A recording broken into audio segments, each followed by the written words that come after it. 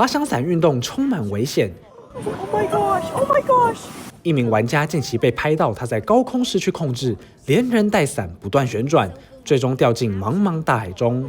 I noticed the paraglider kind of going in an interesting pattern, and I radioed to my partner, grabbed our rescue board and rescue tube, and paddled out in tandem.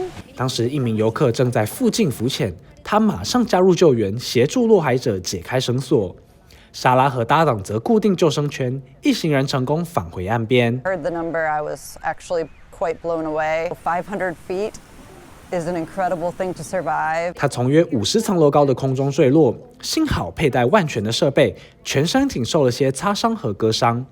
专家提醒，不管是游泳或是玩滑翔伞，靠近救生员进行比较保险。TVBS 网络新闻中心综合报道。